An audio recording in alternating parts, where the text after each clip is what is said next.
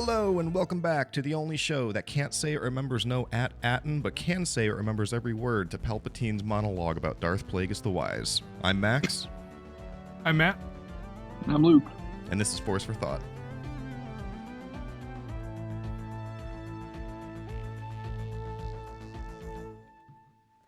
All right, hello and welcome back to Force for Thought. Today we are talking about Skeleton Crew Episode 4.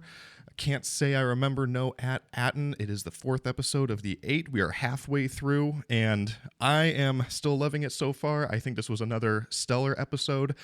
I would give it a 10 out of 10, but I feel like just because of the strength of the first 3, this is probably the weakest of the 4. But again, that has really more to say about the strength of the first 3. So I say that this is a 9 out of 10. I overall really liked the episode. We got a lot of really good character development. A lot of character development from Neil, most notably, a lot from Jod, and some from Fern. So it was a very character-heavy plot, which I enjoyed. Plus, we got to see a lot more lore regarding some of these other planets in Atten's universe? Well, they're all in the same universe. Solar system? I don't know. We don't really know how they're related. Kind of system. Not. System. The planets in Star Wars work in systems, yeah. Yeah, that makes sense. So, anyways, that's to say, I loved it. Curious what you guys thought. Matt, what do you think? I also loved it. This is another great episode, another great entry to the show. I think this is doing something really well, which is setting things up. I think that will be paid off. Just the fact that now they're able to fight and we are seeing their fighting style. It's a perfectly crafted way to naturally introduce these characters to the adventure that they wanted, and also being able to have the skills to back them up, which will presumably come in hand later on, or even like Neil being able to gain his strength back, or his confidence rather. I think that's such a smart way to do it, and I don't think this could be even looked at as a filler episode, because it was so fun, and we get other planets. Like everything is just working. I think for that show, because you're discovering this mystery, and that's an aspect of the show that I don't think any of us expected through the trailers. We were just like, oh, it's a fun kids in space adventure, but no.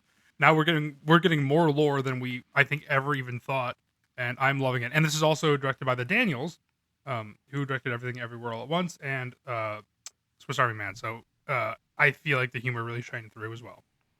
Yeah, it is a really lore-heavy episode, which I appreciate. I feel like we are getting a lot of good kind of lore dumps, but appropriate lore dumps as the show goes on, instead of just like starting off heavy and then ending heavy or something like that. Because I agree, I don't think this was a filler episode. I saw some people online saying like, oh, felt kind of like a more filler episode, but I don't think it was, because like I said, I feel like this episode was just very character heavy. We saw a lot of character development as opposed to some of the more adventuring that happened in the other episodes, right? But obviously you kind of have to take a break a little bit to develop the characters, but I feel like they did a really good job of blending that. I feel like we didn't get no adventuring. I mean, obviously we got to adventure to this whole new planet at Akron, which we're going to talk about in a minute.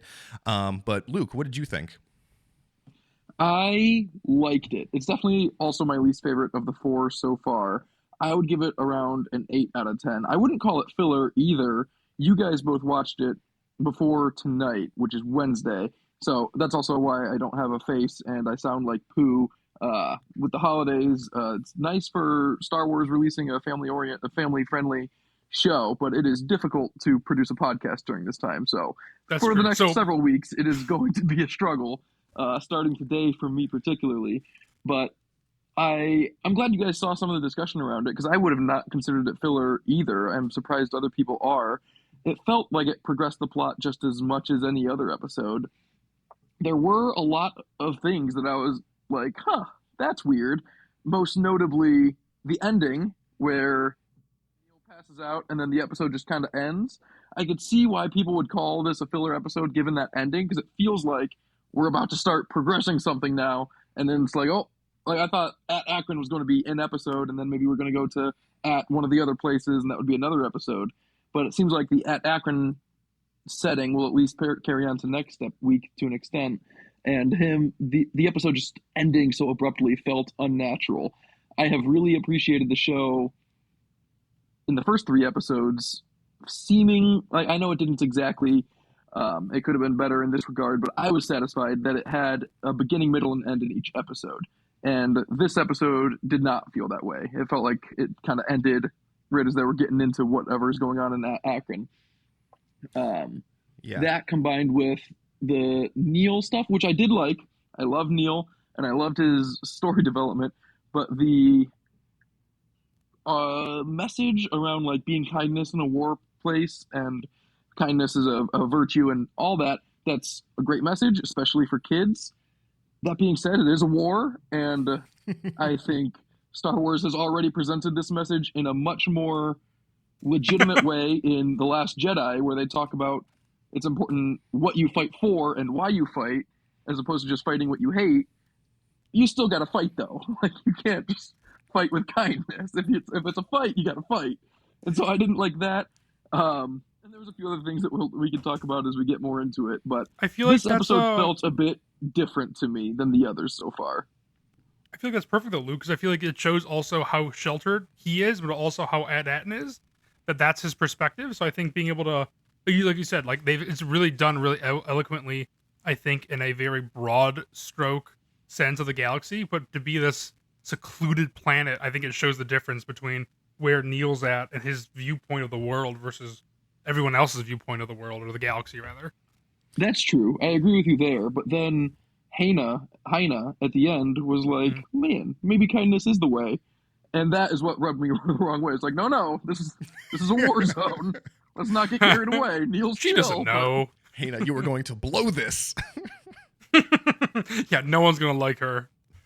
Back on the front lines. Just one more reason why women shouldn't be in charge. All right. Oh man, that's a tough thing to follow up with. I was gonna say she's gonna be the person that goes up to the person with the blaster, put the flower in the barrel. That classic photo. Matt, you mentioned Everything Everywhere All at Once, which I have seen, and I thought it was okay, but I went on a Wikipedia deep dive on Sarah Halley Finn just now for fun because I thought she was a consulting producer. She was also a consulting producer on Everything Everywhere All at Once. So I wonder if she can do no wrong. She's the link that brought whoever that guy was that directed that movie. The Daniels. Brought it here. Both of them. It's two guys named Daniel. They're two best friends named Daniel. That's why they call the Daniels. Which is confusing. Basically, Sarah Halley Finn is the man behind the curtain at Disney that actually makes all of the decisions and brings all of their success. We are huge fans of her, so if anybody knows her, please reach out to her. And she doesn't need to come on. Just tell her that 3 Midwesterners really like her a lot. All right, well, let's get into the episode a little bit, starting with the beginning. So we got to see a little bit of the cockpit they were flying through. They arrived at what they believed to be At-Atin, and then they automatically went into this auto landing procedure, which was interesting. They never really go back to talk about that, but I mean, do you guys think that was just something with the ship, or do you think that's something with the planet that forces them to do that? Ooh, I don't know. That's a good question. Luke, I feel like you have something. Okay, I was going to say, I feel like... Remind me how that went down. The ship automatically auto-landed, like it recognized the planet, or like it just does that on every planet? That's the thing. I think, Luke, you just hit on the head. I think it's something with... oh my god, I can't think of his name. What are we calling him? I forget that we're calling him on this podcast. Smee. I feel like it's supposed to hint that he has been there before, which is then comes back at the end. I think that's kind of the intent with that. So I think it's something to do with the ship / Smee. But a ship is like in a video game where if you've been there before, you can just auto load into it. Potentially. I mean, yeah, exactly. He's just like, I know exactly where I'm going. I don't need to travel the space. I think that's potentially what it's hinting at. Okay, that makes sense to me. Yeah, that definitely helps itself for when we get Skeleton Crew, the video game. So, all right, and then they land on what they believe to be At-Atin. The kids go off to start exploring. Smee starts to babysit Jaw, which was funny. I like that little comedic note. Yes. And then the kids start going off. They explore, and it is eerily similar to At-Atin, but obviously very dystopian. I don't know if they thought this or if just I thought this, if it was like At-Atin in 1,000 years or something like that, because everything was just completely decayed and decrepit and everything. And they went into a building that, Luke, when we were watching it, you said the same thing that I thought, which was that it seemed like Fern's house. Like I thought I recognized that like winding staircase and everything. So it was like very, very similar to At-Atin. Like not just like, oh, it's a similar planet, but like they have like the same buildings and everything there. Yeah. Mm-hmm. That's where I feel like, is there something with At-Aten in the fact that the other versions are failed attempts at this colonization, just say, or this secret colony or this secret world, this secret society? Like, are the other versions of it just like, I know I'm harkening back to, I'm pretty set on the theory that they destroyed it themselves, that these are failed versions, so there's gonna be like an overseer or something that was like, this doesn't work, let's kill it.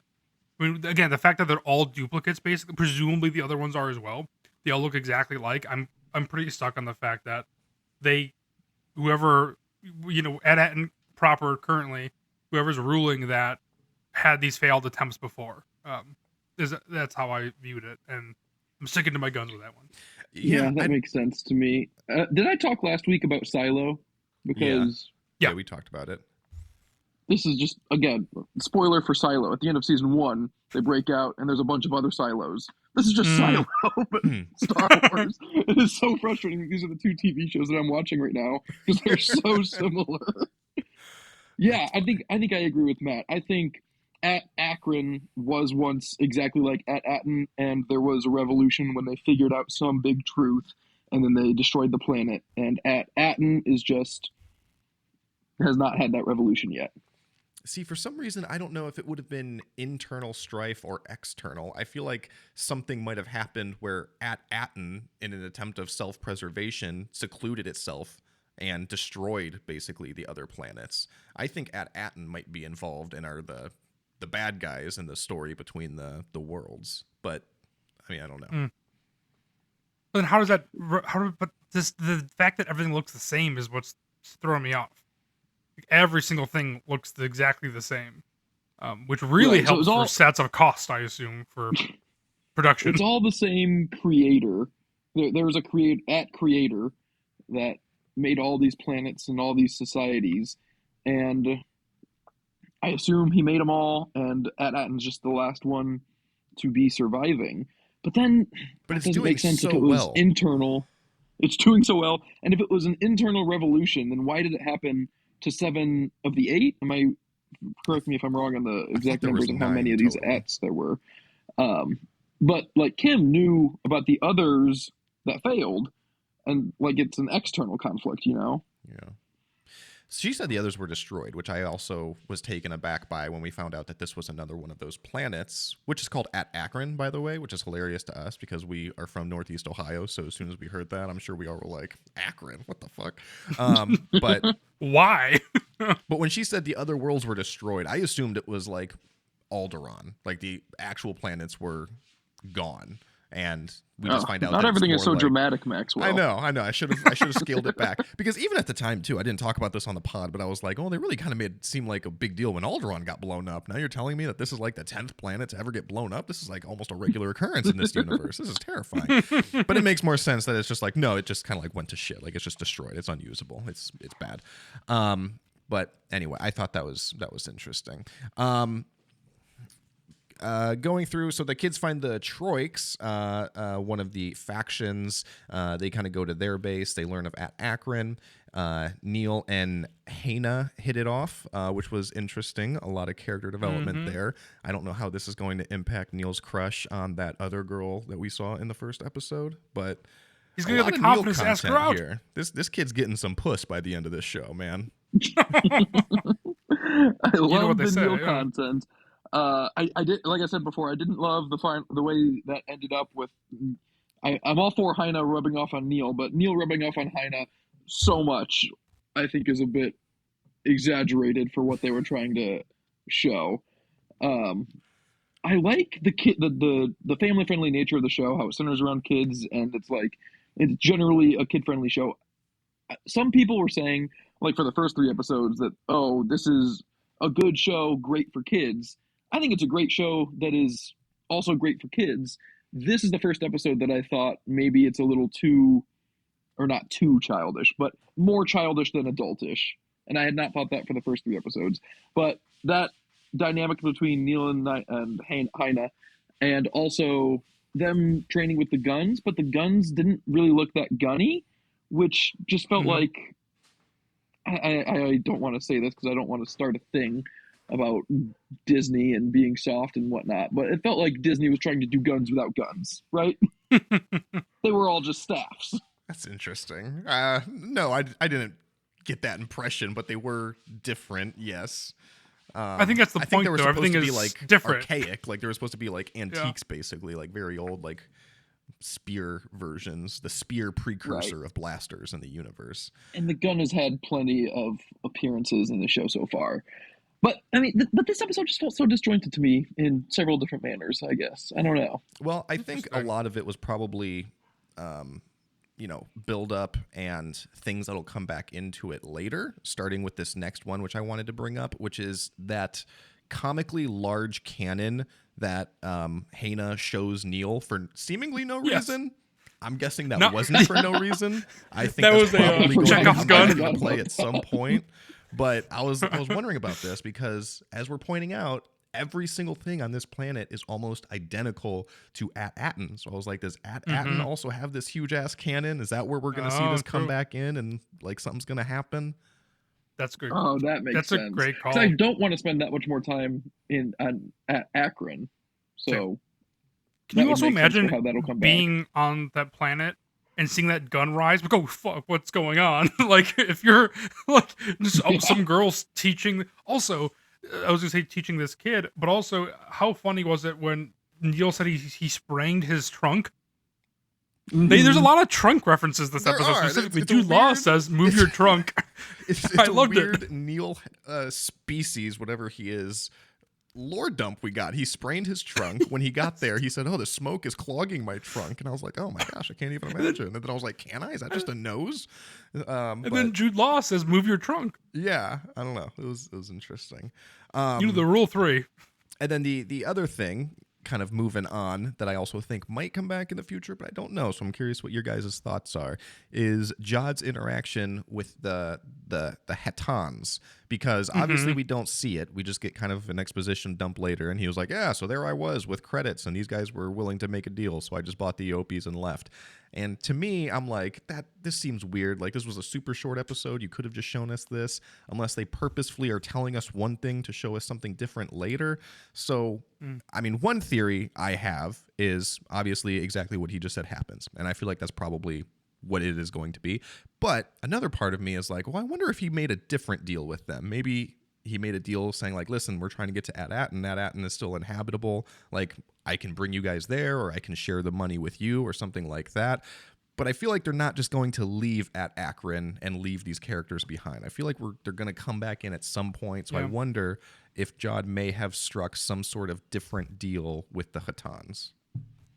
That's interesting. The one thing I would call out is that he is with Smee the entire time, though. Mm-hmm. So that would be, but at the same time, he doesn't know about At-Aten apparently. So that's a great call, though, Maxwell. I think that'd be a fun thing to see. But the only thing we know about him, I'm interested in a bit of more of his lore, because what we know about him is that he's looking for a score. In the beginning, the score's gone for some reason. So is he actually trying to double cross people? Is he just a bad leader? Like, I think there's a lot of mystery around him in general, but I think so maybe he is a liar.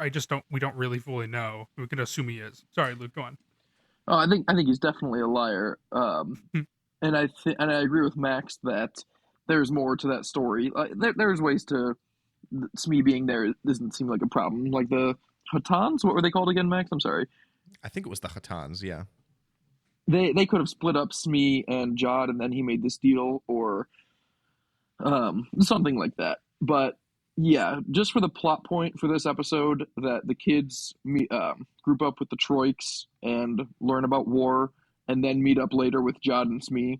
There is a cleaner way to do that than avoiding the Hetans in that manner, unless the Hetans are going to be relevant again later. So I do think that'll come up. But that would imply more time at Akron, which again is not really what I want. Unless it's just like one of those things where it's going to be the perfect storm. They get to At-Aten, they think it's like, oh, like all is good, the kids are back, and then suddenly they're getting invaded by 10 different people all at once. You got the Hetans coming in, you got Jod's former crew coming in with all the pirates and everything, and whoever comes out of episodes Brutus. 5, 6, and 7 is also like all simultaneously making a play. The Republic is coming in because Kim called the Republic on them and everything. Who knows? It could be something like that, and like suddenly At-Aten, which has been, left alone for thousands of years is now under siege by like 10 different factions or something like that. There's different ways that they can do it, and I think it would be interesting if they do. I don't know. I mean, I'm curious to see how this episode holds up in hindsight because of that. I wonder if this episode is going to stick out like a sore thumb, like, oh yeah, this is kind of that weird one with the Hattans, or like I said, you know, maybe it's going to be more seamless, kind of on a rewatch and like a more binging format where this is like a clear lead up to something that's going to happen later on down the road. I think I'm very interested in Jod's character as well. I think he's definitely a liar. I feel like we've been warned about him enough times. Something's different about him. I mean, just based on what we know now, he's already gone by 3 different names, so we don't really know much. I think there's something there that I'm very excited If it helps, for. though, we all 3 of us go by 2 different names, so. Yeah, we all have legal names that aren't. Yeah, That's different though than Matthew versus Matt versus I Captain don't know. Jack and Jod. I don't know. I have 2 other nicknames within my family, you know? Oh, that's true. You're the dude. I am. one All thing that I was thinking about all these planets is Smee seems to have made a big point in his former captain to destroy the coordinates to Atten. Can they go to other planet, the supervisor's tower, and seemingly see this exact same thing and get the coordinates there? Did Smee and his captain go to each of these planets and destroy the Atten coordinates on that pillar on each of the other planets? Sounds like a worst side mission of all time. Go do the same thing across 9 different planets. Yeah.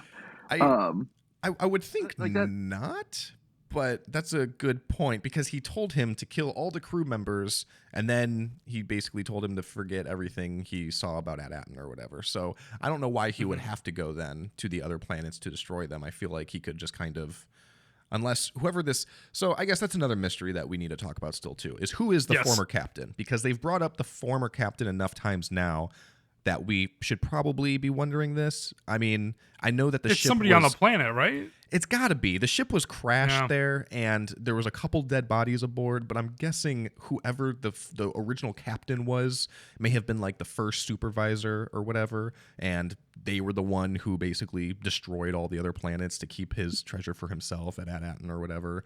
I don't know, but I feel like I don't have video today, but I have goosebumps. I had not thought about any of that, but I love it. That is such a good theory. I feel like there's definitely something there. They keep mentioning it enough times, right? Oh. Yeah, and because they say that they've never met him, like no one knows who this person is, and then when they went to the supervisor's tower, they were all like kind of taken aback because they didn't know what it was going to be like, and then this is like a big room with the coordinates to the other planets, and I don't know. I mean, there's definitely something there. Yep. Ooh, the plot is thickening. Oh my gosh, you are blowing my mind right now. When you started saying that, I was like, I mean, the captain. Of course, there was a captain on that ship. I don't think anything about him. No, yeah, he's important. This is crazy. I feel silly for not having thought this before. You're off your game. You're in the Berg. You're out in the bus. Yeah. Well, the show definitely knows what it's doing, such as the next plot point that I wanted to talk about. They finally get to the tower. They kind of find out a little bit more what's going on.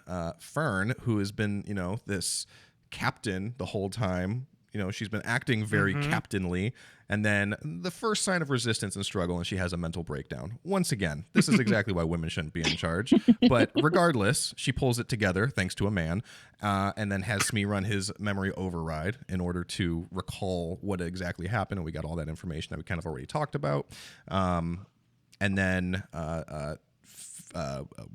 Neil saves the day again, and that kind of like completed his little story arc there, right? He was the brave one. He saved his friends, even though Jod was the one who kind of jumped on his back at the end. But Neil was the hero. He was the obvious hero there. Jod just kind of did what anyone would do in the situation.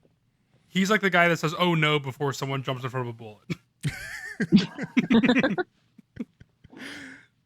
That's funny. But yeah, I feel like there was a lot of the interesting lore kind of happened in the last 10 minutes there, where I kind of started to wonder all these questions about, the supervisor, the other planets, what's going on at Atten, what happened to these other planets, are we going to see the other ones?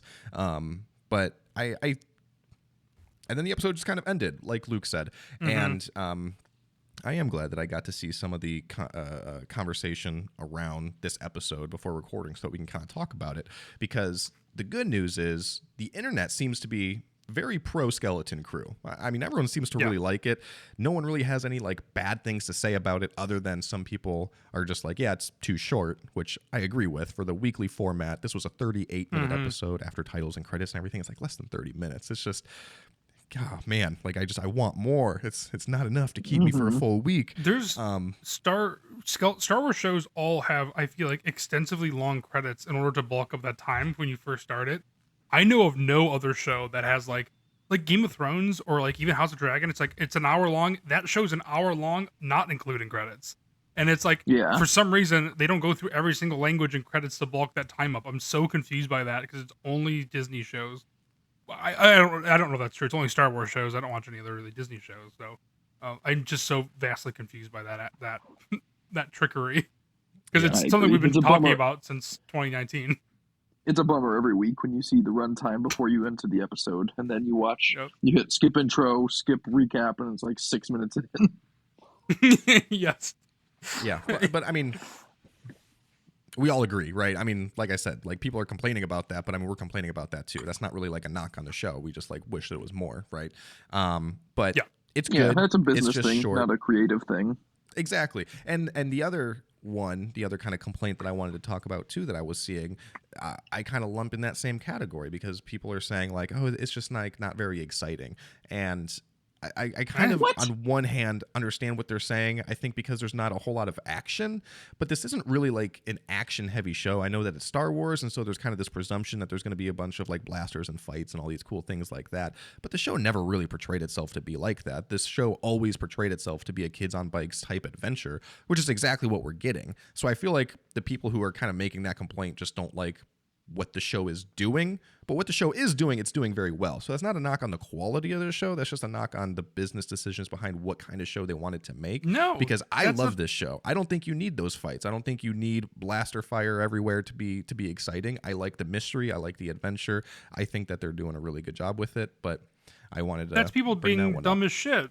I think if you think Star Wars is a pure action movie, that's dumb as fuck to go into that with that perspective. Because look at A New Hope or Return of the Jedi or Empire, they all are these, I think, complex movies with really big action set pieces that people remember. So I think you can harken that back to people thinking they like Star Wars, but actually liking Star Wars, where it's just like, oh yes, you remember Hoth? It's like, yeah, well, Hoth is like the first 10 minutes. It's not the full movie. Like, there's so much boring shit between. Like, go rewatch Return of the Jedi and just see R2 and 3PO wander on the desert before they get to Jabba's palace, you know? This is exactly what I always say about Empire. To me. Empire has the worst second act of any Star Wars movie, and that's why I think it is grossly overrated. Still good. I think that's another consequence of the streaming model of shows, of being like one big long story just chopped up into 8 pieces, which I hadn't really been feeling that for Skeleton Crew until this week, but it definitely felt that way. It ended so abruptly to me. But when you watch an action show, you would expect an action set piece in every episode, whereas in Skeleton Crew, there's probably going to be like 5 or 6 probably big action set pieces. We got a good one in episode 2. We got a great one in episode 2 with the pirate fights, and then a decent one in episode 3, and like none in episode 1 or 4. So, I mean, over the course of movie, that would be appropriate. But when you just cut it into 8 episodes and then you don't have an action set piece in each episode, it feels like it's lacking action. Which episode 1 had the entire opening sequence. Yeah. Oh, that's true. I stand corrected. I forgot about that. Yep. And also, I feel like it's action adventure, and you get the adventure part too, you know? I feel like if it's just like big fight scenes every episode, that's no fun. That gets stale. That gets boring, right? You want that in an age of like, again, you hit the nail on the head where you're just breaking up a story. So if you watch it, you know, as realistically a 2.5 hour movie, which I'm sure there's gonna be a supercut of at some point, I'd be very interested in seeing what that would look like, because I feel like then it would make more sense. And that's, like you said, Luke, it just hit on the nail on the head. I think with you're breaking it up and into 8 different parts, and things are gonna suffer for that realistically. Yeah, there'll be a Patterson cut of this show once it's all said and done. It'll be interesting, but I'm excited to see where all it goes and how it pulls it all together. Anything else? Any other thoughts on Skeleton Crew episode 4? I have been the uncommon voice of dissent, it seems, for this episode, by and large. I do want to be clear that I still like the episode and I still love the show. It has been the weakest of the 4 for me so far, but that has not dulled any of my enthusiasm going forward. Oh, I'm glad you are though. I think that's good though to have that perspective in it sometimes. Like when Max and I were negative on like the accolades sometimes or whatever, right? It's like you had to be the positive. That's why with a trifecta it works out really well. We bring balance to the Force. Yes, exactly. We do. The good, the bad, and the uncaring, depending on the episode. Luke, how would you I have one more thought too, but then how do you feel about like the Acolyte versus Skeleton Crew thus far? Like, how would you put those together? Because obviously, Acolyte is very much more Jedi heavy. Skeleton Crew is a little different story, and I know for you, your perspective, you're more about Jedi, Sith, that the whole thing. I'd be interested in seeing what you were thinking thus far, 4 episodes in. And then I'm only saying Acolyte because it's the most recent show as well. Thus far, I like the Acolyte way better. Jedi and Sith. I mean, it's just everything I like in Star Wars more than this. Mm-hmm. I like this for what it is, but I love the Acolyte for what it is because I love the subject material so much more. Yeah, that's what I was thinking. I'm interested in going through and re-ranking the shows, not like a full episode, but just re-ranking the shows at some time when we do like a segmented episode. Just because now that we have a bit more, I feel like Acolyte and Skeleton Crew are so different from what we've seen. I do think the Acolyte is currently my second favorite Star Wars show behind Andor. Yeah, I was gonna say which one, but we all know which is our number one across the board. It's Andor. It's Andor. It's always gonna. It's about to be my third favorite show after Andor season 2. I'm sure. Just wait, Andor season 2 is a musical, which would just make it higher for you, Luke. My last thought of Skeleton Crew episode 4 is that me and Neil share a very common denominator, and I really enjoyed the last scene when he fainted because I felt seen as a person. Finally, representation from Matthew. Yes, representation. When he fainted, I was just like, he's not dead, right? Oh no! And they said he fainted, and like my heart like fell, and then it swelled, and then it got sad. But then I was like, yes, people know what I feel like now. Matt is that was another reason the ending felt so abrupt because he fainted, but like he was just in a life-threatening situation. I did think like, oh my god, is he dead? Is he asleep? Like the faint wasn't that clear. And then they said he fainted, and I was like, "Oh, okay." And then it ended. That's what like, everyone around me feels until they realize I'm still alive. Matt, as a straight white guy, you finally understand what representation is because you're like, finally, a show for me. We get someone with glasses. We have someone who faints. This is great. Max, if they mention that any of them are left-handed, I will be complete. I am still waiting patiently for my KB development. This episode was heavy on Neil and Fern. And Ren is in there a good amount too. KB is still the awkward redheaded stepchild, fourth born. But Wim might be becoming my least favorite because he's the same in every scenario. Too excited. I'm like, dude, chill. Like, this is a scary planet. Like, I don't know. KB, like Wim, his whimsical charm is kind of wearing off on me. Yes, I agree. But KB's silent, visor wearing, kind of jumpsuit wearing Bodhi-esque is going way higher for me. I'm more interested in that than Wim being like, I'm gonna go run across this battlefield. Yeah, maybe we'll get a Transformers Revenge of the Fallen, which I know is not an overly quotable movie, but it was recently a popular meme where Shia LaBeouf is like, this is it, this is the real fucking deal, this is what you wanted. You want to run? No one's stopping you. I hope KB and Wim have that scene when Wim starts to realize how scary everything is. Fingers crossed. I also Maxwell. Like the Neil and Hyena arc, and it reminded me of Modern Family and Malcolm in the Middle when Phil/Hal have that episode where they accidentally seduce someone just by being so charismatic and they're not Yes. trying at all. And at the end, they kiss them, and they're like, "Oh, that was weird." That's a great Modern Family episode. Also, do you see Malcolm in the Middle's coming back? That's crazy. I did see that. That's exciting. That's great. I am currently in a state of expecting every single popular show from the last 30 years to have come back. Like That is a safe bet. Scrubs is also coming back. I can't Yes, think I of saw another that. show that I like that is not coming back. There's not a single producer anywhere that's like, wait a minute, this thing can make money? Now let's not do it. And then they're like, who do we call for casting? And they all call Sarah Flynn. Well, she's the secret sauce, clearly. Sarah Finn. Star Wars Damn named their it. main character after her. Do you think All that's right. true? I bet that's true. It's got to be related. She is unbelievably influential. Does anyone have any force for thought? I do have a force for thought. So Oh, It's yeah, so today's weird force how for every thought- time someone asks that they have it too, it's nuts. So today's force for thought comes to you courtesy of A New Hope, and I don't know if we've already touched on this, but there's multiple layers to this. So stick with me for a second. A New Hope, during the trench run, Luke famously turns off his targeting computer, and everyone back at the command station is like, Luke, you turned off your targeting computer. What's wrong? And he's just like, oh, nothing. I'm fine. But they don't really cut back to the command center after that. Like, they had to have been shitting bricks for a minute there, right? Like, okay, well, why don't you go Yes. ahead and turn that bad boy back on, because we are literally in the crosshairs of the Death Star right now, and we have one shot at this. This is not a good time for you to be eyeballing this thing.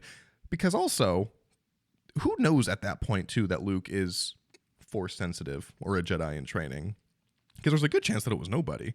Because Obi-Wan Yeah, I think it's Yeah. nobody. Obi-Wan was dead. Han and Chewbacca weren't there. R2-D2 was with Luke. The only person back at the station would have been C-3PO, and he is famously worrying. So I doubt he's the voice of reason there, being like, "No, don't worry. This dude's got it. Trust me." I thought you were going to say he famously had his memory wiped. No, I just mean from his training on the Famous Millennium Max. Falcon, because I mean, literally, that's the only time that these people would have known that Luke was Force sensitive or anything like that. Mhm. But then R2-D2 also, thinking about it from his perspective, R2-D2 is kind of like the opposite to C-3PO, right? He's kind of like the more pessimistic one. And Luke and R2, at this point, they're not boys, right? I mean, their entire relationship up until this point was R2 was basically sold to Luke into slavery. R2 tried running away. Luke captured him.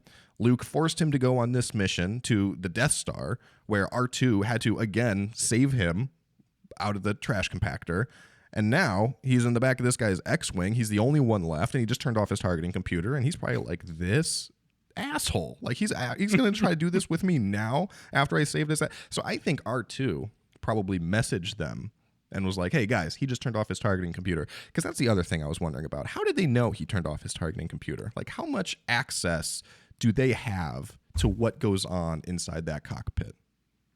You know? I feel like normal flights. I think it's like, one-way information where they can see everything going on, but they certainly couldn't like override and take remote access, because they definitely would have Yeah. at that time. I agree. What all can they see exactly? Like, is it like Find My Friends, where like you can give someone access, and General Dodonna is just like sitting back bored one day checking in on his buddies, and he's like, oh, I wonder what Luke's doing on Dagobah right now. No, I don't think it's like that. For one, I think the range is within system. I think if he took the X-Wing into Lightspeed to anywhere, then they would not have access to this kind of information. It's got to be like a plane situation, right? Like they know at the terminal where it's going on. Maybe I say that now. I have no idea. I'm not a pilot. Your brother's listening to this and being like, "He's a fucking idiot." I like to think they do have information like that, but I don't know either. Right? This is the I said second or that, third being time like, we have "Of needed a course." professional pilot on pod for fact-checking purposes. Well, I do reject your theory that R2 and Luke are not yet boys at this time, because R2 just wanted to go on his mission to get Obi-Wan, which was completed then. Or no, R2 wanted to go get Obi-Wan to bring him into the fight to Alderaan, and then Luke went with him. So R2's all excited now. He got another person on his journey. I don't think so. It's like unlocking He a just dragged his companion person in a along. video game.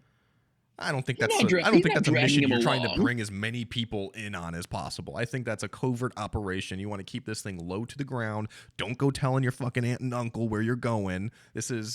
I got to go find Obi-Wan. You stay here because I'm going to run away. Otherwise, he would have just been like, hey, Luke, help me find this guy. I'm somewhere between because I feel like R2 just kind of gets off on adventure, and he's like, "Yeah, well, no system, let's go." I do see your point, Maxwell. But to get back to the main force for thought, the moment when Luke turns off his targeting computer and they ask if he's okay and he says yes, I do think that there was a conversation back in the control room where they're like, should we court-martial him? Should we shoot him down? This is currently their only chance. And it's like either he hits the shot or we all die. So I have literally nothing to say or threaten him with. My entire life is in his hands. I hope it works out. I heard the actual ending to A New Hope was they cut back to the command center and they didn't believe in Luke, so the head person, the general, shot and killed his own men. And then right before he put the gun to the blaster to his temple, was about to kill himself, the Death Star blows up, and the last scene is panning back and the general around all the bodies of his fellow people because he figured he would take them out himself.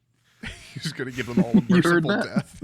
I heard that. And then thank God George Lucas's wife edited it because George Lucas wanted that in there. It was real graphic. Oh, he also didn't have a blaster. He had a vibro knife, so he was slitting all of their throats. And they kept wiggling, so he kept missing them. He had to stab them like 10 times each. Oh, man, Yeah. it was brutal. And they were naked. It was 70s. All right. That's a good force for thought, Max. I like that scene, Yeah. and I am going to think about it a little bit harder next time I watch that for the worse too, because that's a very triumphant moment. Now I'm going to be sitting there thinking, oh, those people are not having a good time at the moment. Well, They're sweating bullets. it's not a Star Wars podcast unless you're actively trying to make Star Wars a little bit worse. So that's what we do here. On that note. All the generals look over to Leia at that time because they're like, "You're the only one that knows him. Does he have it?" And she's like, "I just met him." Yeah, she doesn't I don't even know he's know. force sensitive. She's just like, I don't know, guys. He's a decent kisser. Go with it. Excuse me, he's a little short. That's all I know. All right. Well, let us know what you think. Let us know if you thought that the rest of the command central or whatever was shitting bricks, and let us know what you think of Skeleton Crew episode 4, and let us know your thoughts for the future episodes. You can reach out to us across social media at Force for Thought and email us at forceforthought@gmail.com. See you, Sammy.